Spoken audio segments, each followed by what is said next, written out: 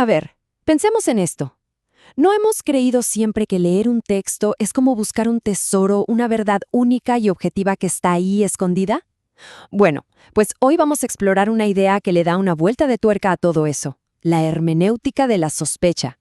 Es una manera de leer que no se conforma con buscar la verdad, sino que se atreve a preguntar, oye, ¿quién define esa verdad y para qué? Vamos a meternos de lleno en este tema.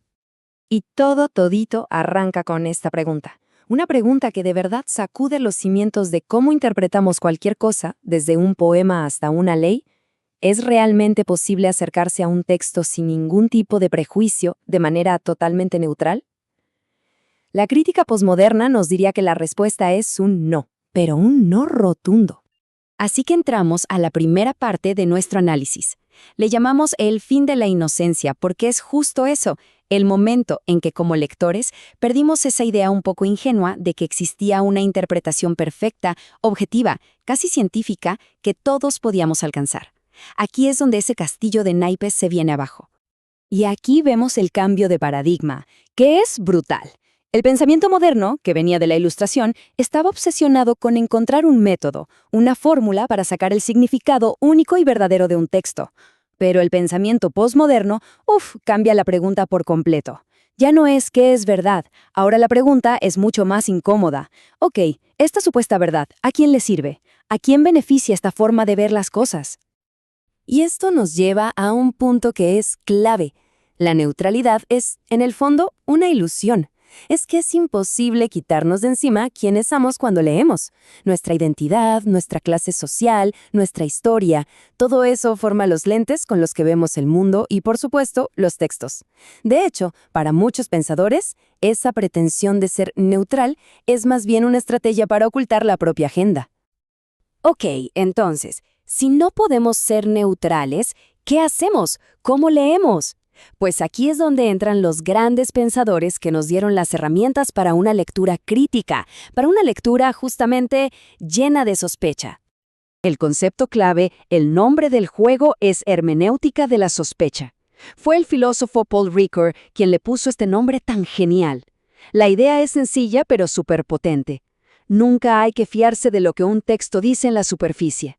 Siempre hay que sospechar, pensar que debajo de lo obvio se están librando batallas de poder, se esconden intereses y motivos que no se ven a simple vista. El primer gran maestro de la sospecha, Karl Marx.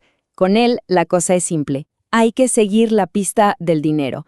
Su lente y crítica siempre nos hace preguntar, a ver, ¿esta idea cómo beneficia a la clase dominante?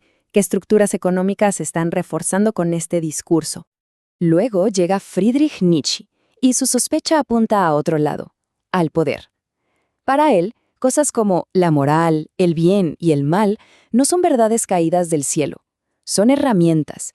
Él nos enseñó a preguntar, ¿quién inventó esta moral? ¿Y a quién le sirve? ¿Cómo se usa para que un grupo domine a otro? Y el tercero de este trío increíble es Sigmund Freud. Su sospecha es más íntima, mira hacia adentro. Freud nos reveló que lo que decimos conscientemente es muchas veces solo la punta del iceberg.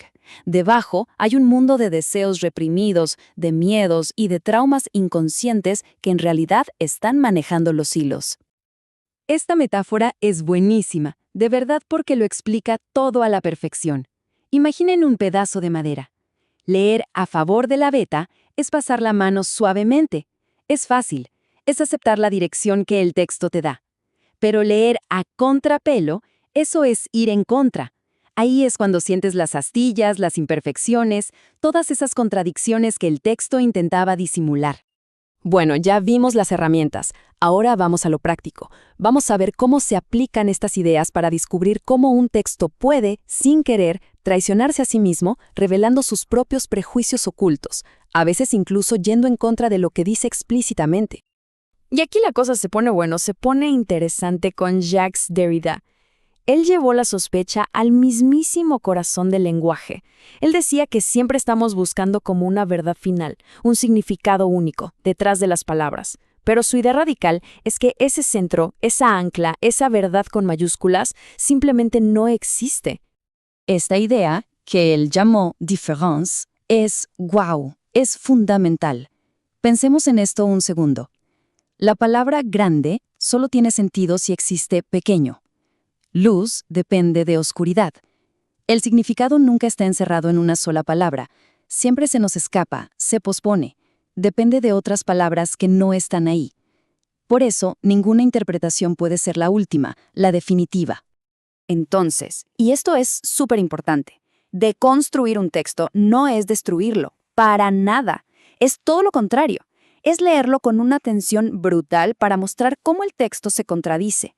Por ejemplo, un texto puede estar argumentando a gritos que el hombre es superior a la mujer, pero al mismo tiempo usar un lenguaje, unas metáforas, que sin querer están saboteando esa misma idea. Y este es un ejemplo perfecto de cómo funciona esto en la práctica. Miren la historia de Eva. La lectura de toda la vida, hecha desde una perspectiva patriarcal, la pinta como la mala de la película, la tentadora, la causa del pecado. Pero una lectura revisionista, desde el feminismo, sospecha de eso y pregunta, un momento, ¿y si Eva no es la debilidad, sino la curiosidad, el deseo de saber, un deseo que fue castigado precisamente por eso? Cambia todo, ¿no? Y claro, esta forma de leer a contrapelo se aplica a un montón de campos más. La crítica materialista se pregunta por la economía detrás de las leyes. La crítica poscolonial analiza cómo se usaron textos para justificar la expansión de los imperios. La sospecha, al final, es una herramienta súper versátil. Y con todo esto sobre la mesa, llegamos a la pregunta del millón, ¿no? Si no hay una única lectura correcta, si el significado siempre se nos escapa, entonces, ¿cómo decidimos qué interpretación es mejor o más válida? Bueno, la respuesta nos saca del terreno de lo correcto y nos mete de lleno en el de la ética. Básicamente, todo se resume en estos 3 puntos. Primero, hay que asumir que ninguna lectura es inocente. Interpretar siempre tiene consecuencias en el mundo real. Segundo, hay que desconfiar muchísimo de quien dice tener la verdad con mayúsculas porque a menudo es una jugada de poder. Y tercero, y este es el gran giro, el foco ya no está en descifrar qué es el texto en su esencia, sino en analizar qué hace el texto en la sociedad. Y así llegamos al criterio final, el que de verdad importa. La pregunta ya no es si una interpretación es correcta en un sentido científico. No, la pregunta se vuelve ética, profundamente humana. ¿Esta forma de leer el texto le da poder a los que no lo tienen o refuerza a los que ya son poderosos? ¿Libera o por el contrario oprime? Ese, y no otro, se convierte en el estándar para valorar una interpretación.